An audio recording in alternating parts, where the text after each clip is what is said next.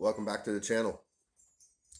Today, or on this video, I want to talk about Redwing 875s and a potential problem that any boot with a leather footbed can possibly have.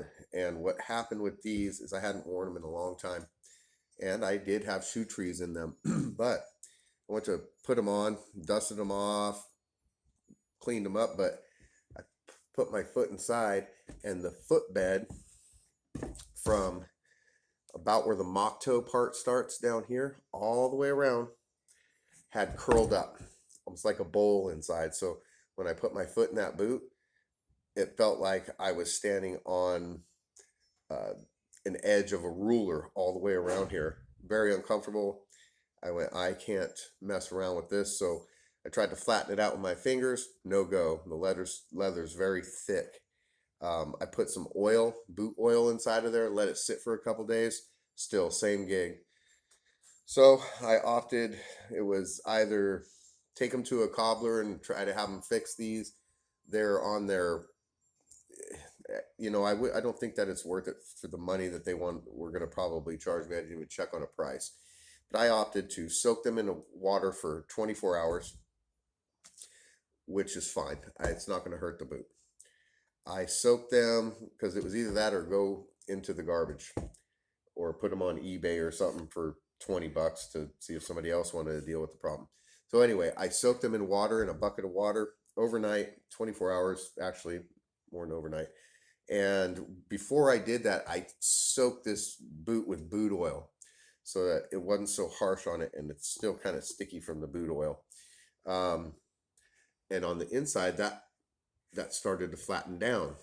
So there's a little trick to this, and I've done it on other boots where it kind of lifts up, and I soaked it, and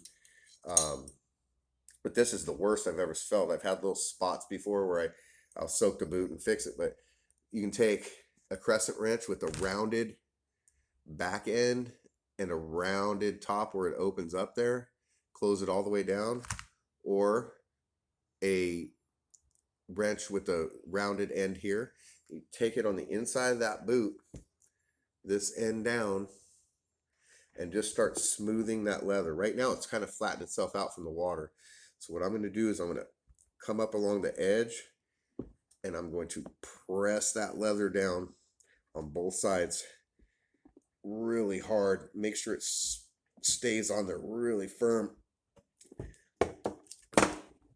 Yeah, that pressed that down real good. Now for the toe part, I'm going to take the end of this crescent wrench, and I'm going to do the same thing down up against the toe area, like at the tip of the toe here.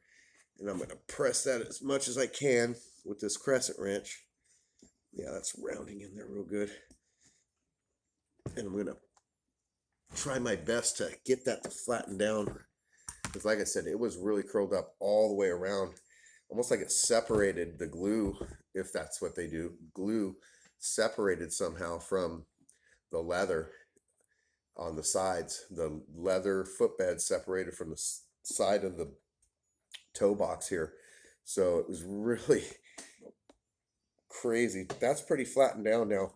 What I'll do is I'll start to let that dry a little bit, and then I'm going to go ahead and take boot oil, and I'm not going to necessarily soak it in there because I don't want to mush up that footbed with the boot oil, but I'm going to give it enough to where maybe it'll keep a little bit of that form.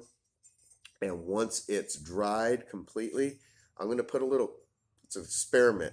I'm going to put some contact cement along the edge of the toe box and the leather footbed. I'm going to put some leather cement in there to try to get it to bond again, because it feels like it's separated about, I don't know, an eighth, maybe even a little more than an eighth of an inch all the way around here.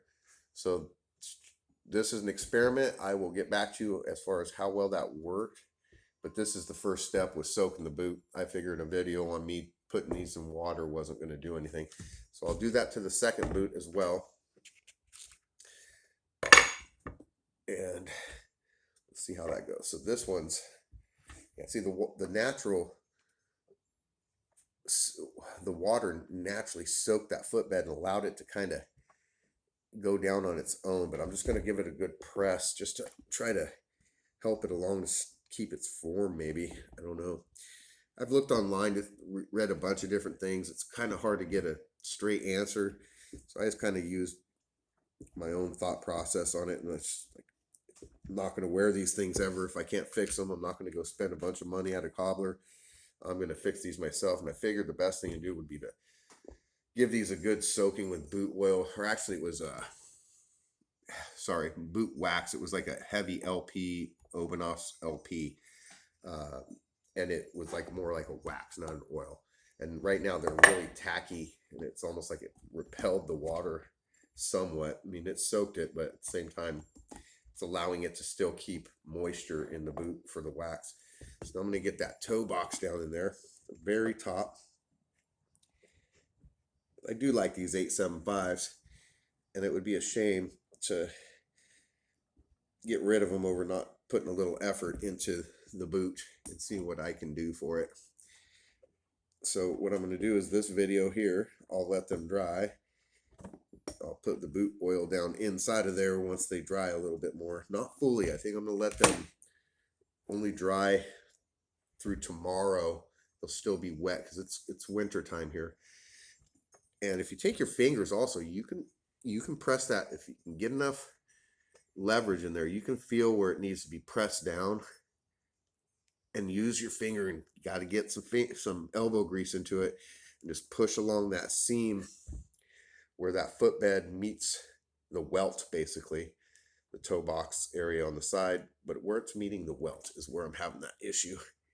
And I'm just pushing, and you can feel the gap between the side kind of closing in on itself. Now, what I'm trying to do with the boot oil is avoid it drying up so much and shrinking from getting wet that it leaves a big space. So I'm going to use the boot oil, and then I'll use the contact cement to just kind of try to keep that in place. Something went astray here. Something went wrong with this boot, and I'm not exactly sure what. I was pretty hard on these boots. I wore them quite a bit during a couple projects, building a tiny home actually.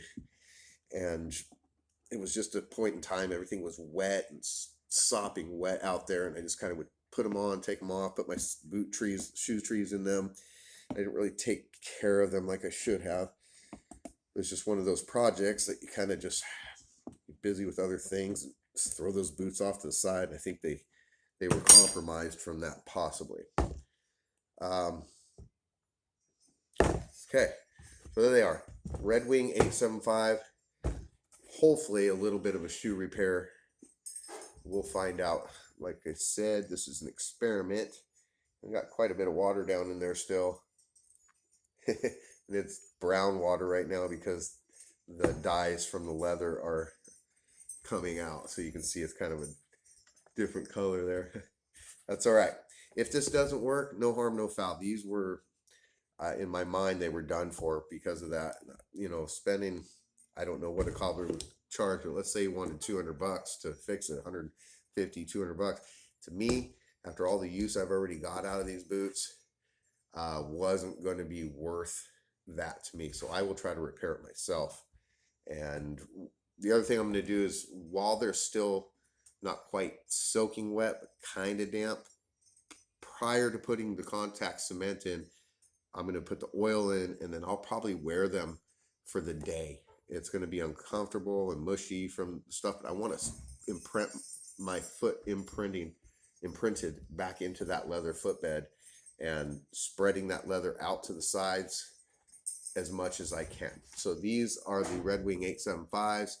This is a video on how to repair them. Hope you like it. If you do, give me a thumbs up.